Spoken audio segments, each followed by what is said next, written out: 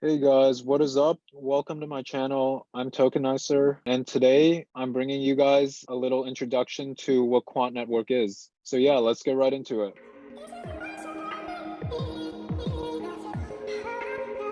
So some of the things we're going to be going over in this video are what Quant is, some of their use cases, the history and connections of Quant, the partners and solutions that they've formed, and the overall utility and tokenomics of the QNT token. So first off, we're going to be talking about use cases. Now, what is Quant?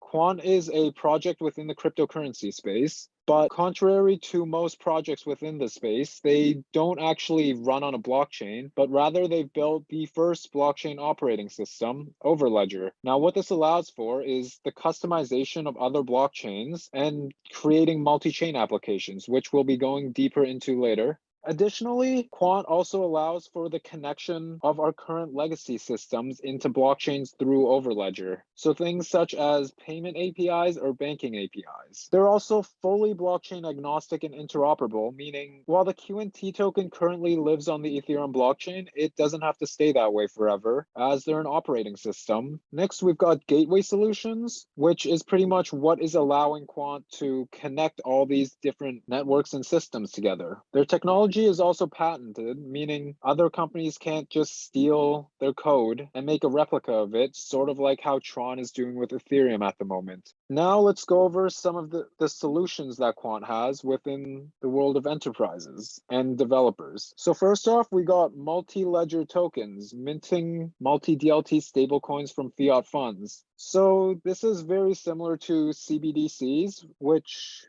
so it says here, central banks, and fintechs, those will all likely utilize this solution. We got end-to-end DLT access, which is pretty much meant for supply chains, payment platforms, and DeFi companies. And what this allows for is for multiple DLTs within different networks to communicate with each other. We got cryptocurrency payments, pretty straightforward one. And now moving on, we've got Overledger for Ethereum. So pretty much for any developers, whether retail or institutional, wishing to develop multi-chain applications on top of Ethereum, well, Quant has a solution for that. And similarly, they've got one for Ripple and Bitcoin. Now, for distributed ledger technologies, we've got some more private solutions. So Overledger for Oracle blockchain, which we'll be getting more into later. Overledger for R3 Corda, more into that later. And we got Overledger for Hyperledger Fabric and Hyperledger Besu. And what this allows for is pretty much, as these are private blockchains, they allow for these private blockchains to work within other systems that would otherwise be impossible to connect. So yeah, as we can see, they've got some private solutions for enterprises, and then they've got some more public ones for maybe retail developers. Now, if we look over here, I've drawn up a couple little diagrams of how Overledger could potentially be utilized. So here we have an Ethereum application. And well, let's say someone wants to build a project up on Ethereum, but maybe they want the security and decentralization of Bitcoin, and maybe they don't want to pay those crazy Ethereum gas fees. Well, they're able to use XRP's ledger, and maybe they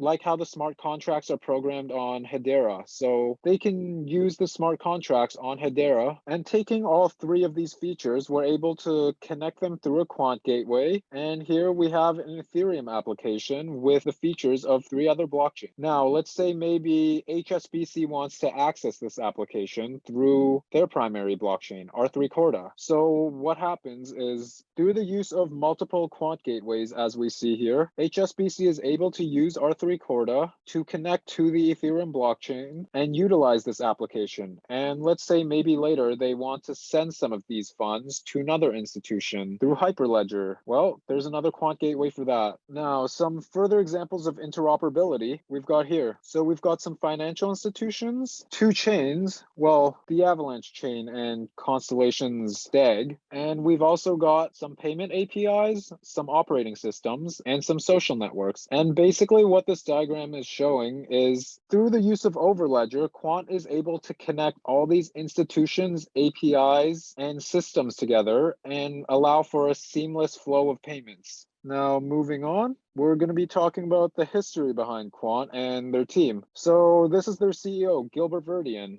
And as you guys can see here, Gilbert has held some very high-level positions throughout his career. So from 2009 to 2011, Gilbert worked as Chief Security Officer and Deputy Chief Technology Officer at Her Majesty's Treasury. And Her Majesty's Treasury is responsible for carrying out government, financial, and economic policies. Gilbert then went to work a year at HSBC within cybersecurity. And I should also mention HSBC is the sixth largest bank measured by total market cap. After that, Gilbert worked a year as a securities lead within the Ministry of Justice of UK before departing to Australia to work as a Security Counsel and Chief Investment Securities Officer. This is also around the same time he found the idea of Quant, as he was growing frustrated at the lack of interoperable solutions within patient and healthcare data. Gilbert then went to work at Vocalink, a MasterCard company, again as Chief Investment Securities Officer for another 2 years, and then he worked at the Bank of England for another 2 years within cross-market operation resilience groups. And pretty much what that is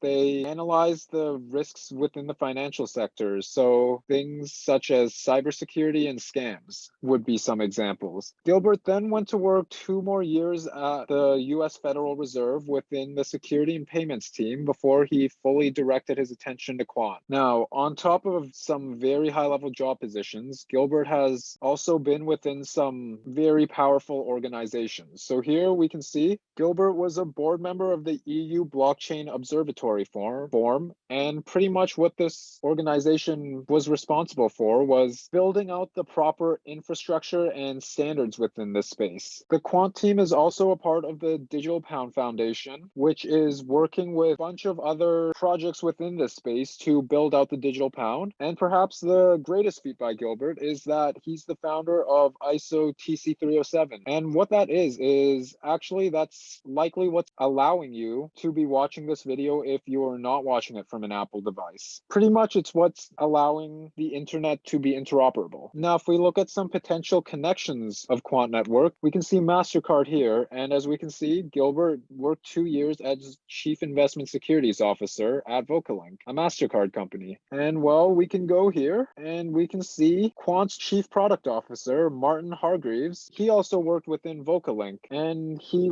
actually worked there for over a decade, climbing the ladder from architect to head of strategy to director, all the way to vice president. And well, a couple other of the Quant members here. We've got Laura Verdian, who will be serving as the Chief Operating Officer, and she's had previous experience working as Director of Economics at Deloitte and a health consultant at Pfizer.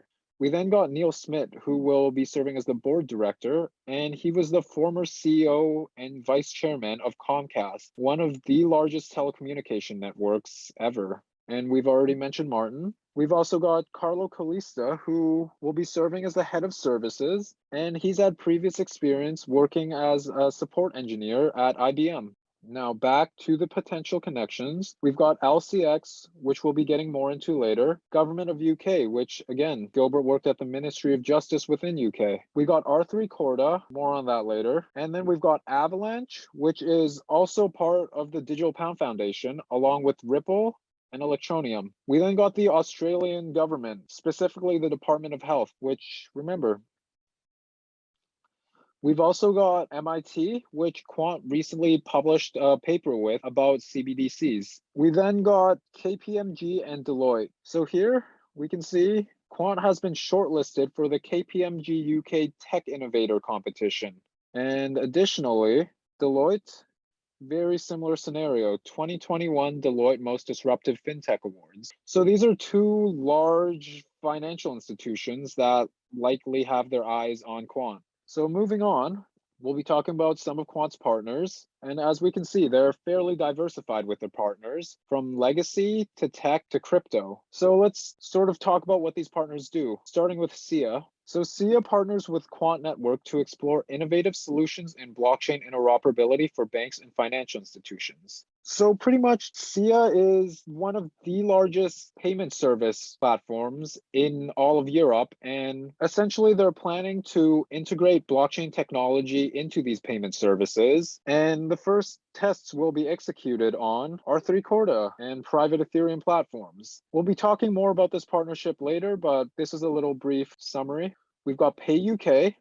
And what PayUK does is they move over 17.5 billion in payments every single day, and they're UK's leading retail payments platform. So this partnership could get very big.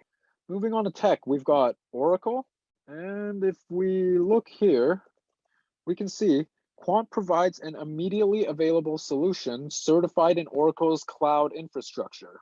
And here, Quant is now working in a highly collaborative manner with Oracle to roll out solutions on the Oracle blockchain platform for a variety of sectors. So it seems like Quant's working pretty closely with Oracle now. And remember, Oracle is one of the largest software and tech platforms. We've also got LA Chain, which Quant is working on developing blockchain technology and creating the Latin American dollar for the Latin American and Caribbean economies to use. This will consist of over 12 countries that will be utilizing the Latin American dollar created by Quant and LA Chain. Next up, we're going to look at a couple crypto companies that Quant has partnered with. So we'll be looking at Constellation. And Constellation and Quant are partnering together to create smart cities. And basically what that is I'll be making another video on this shortly, but the gist of it is an internet for automation and IoT edge devices. So pretty much as IoT continues to advance and be integrated more and more into our everyday lives, Quant and Constellation are working to integrate this new smart technology into our cities' infrastructures and further create a borderless world. We've got LCX, and LCX is partnering with Quant to advance CBDC settlements and implementations.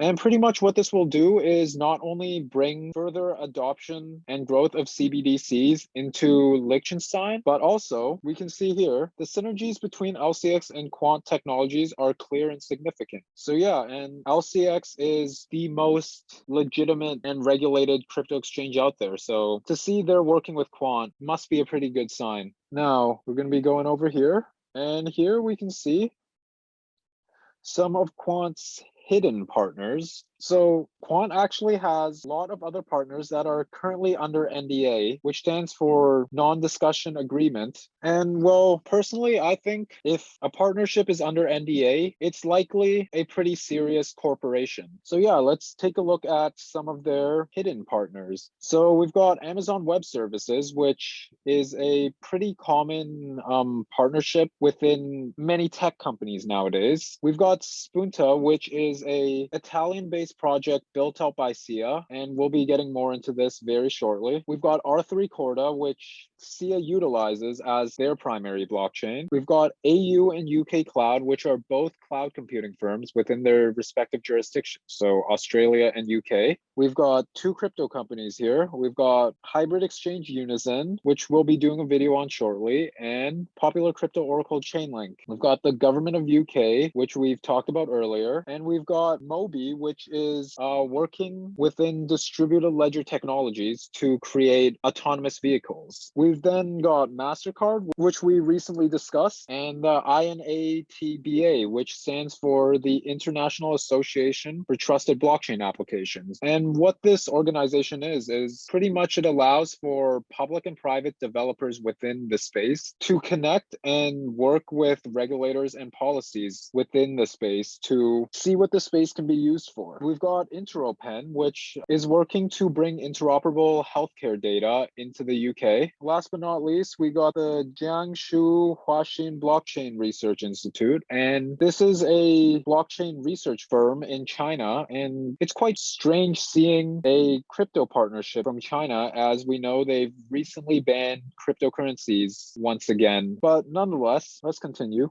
Here we can see Gilbert basically talking with the Quant community on Telegram. And essentially what Gilbert's telling the community is the integration with SIA has been going well. And we can see that here, SIA actually connects over 570 banks. So just take that in for a second. 570 banks all connected to Overledger now. And on top of that, here we can see that Gilbert is saying, while Quant has already solved interoperability at a scale covering financial infrastructure, they're now working within capital markets and tokenization of securities and digital assets in a $1 trillion market. Look, Gilbert knows this entire industry is going to be tokenized within the next 5 to 10 years, and he's hoping to put Quant at the forefront of that. We can also see here that some of their new client requests consist of the European Space Agency, along with Her Majesty's Revenue and Customs. So there's some federal and government demand for Quant here. And now if we look here, we see that 100 Italian banks go live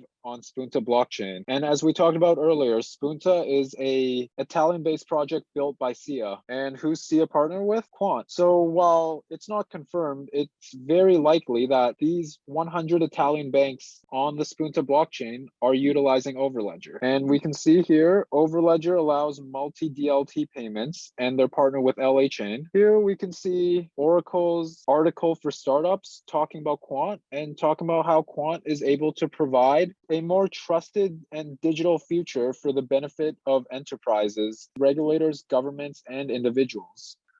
So moving on, we're going to be talking about tokenomics now. And here we can see Quant will have a total supply of 14.6 million. And currently there's a circulating supply of 12.1 million. And let's go over what the Quant token will be used for. The QNT token will be the primary token on Overledger. So the Quant token will be used as a license to Overledger, which will be a fixed amount in fiat, $99, and it can be paid in either Quant or fiat, but regardless of what it's paid in, the fiat equivalent is then converted into Quant and locked up in the treasury for a year or until the license expires. And if the Quant license isn't renewed, then QNT will be sold onto the market. Now, developers wishing to build multi-chain applications will also need to do a similar thing within buying a license, and a similar conversion and locking up mechanism will be in place. The Quant token will also be the primary medium of exchange on the network. From platform fees to monetized features built on top of Overledger, it's likely QNT will be what you pay in. Each Quant wallet will also contain a digital identity of the Overledger participant, and this wallet will require a minimum amount of Quant in the wallet to continue utilizing Overledger. To access the multi-chain applications on Overledger, users will also have to purchase a license on top of having QNT to pay for gateways, to pay for their transactions to be validated by gateways. And speaking of gateways, gateways will require the exchange of Quant to run in the form of a license, whereas after attaining a gateway license, users can stake their additional Quant onto their gateway for added throughput at processing transactions. And gateway users are incentivized by receiving QNT tokens as rewards for validating transactions on the network. Now, if we look here, we can see the QNT token allocation, and we can see the public actually holds over 80% of the tokens. So a lot better than many other projects out there where the core team holds sometimes over 50%. Now, over here, we can see, so the Overledger license will be $99 fixed in fiat. The enterprise license, $999, gateway license, $99, and additionally, Quant will be required for consumption fees on the network, payments towards applications, and additional services on Overledger. Now, let's look at scarcity for a moment. So keep in mind, there will only ever be 14.6 million Quants. And so Bitcoin, commonly referred to as digital gold due to its scarcity of 21 million. Well, we can see here Quant is actually about 33% more scarce and almost 10 times more scarce than Ethereum is. Now add in the demand from enterprises to build solutions within their businesses and the need for interoperability for this technology to reach mass adoption. Well, a supply shock could be very possible. Now here, I've added some scenarios of Quant getting to the market cap of certain milestones. So let's take a look. Here we can see at a $15 billion market cap, Quant would be about $1.1 thousand,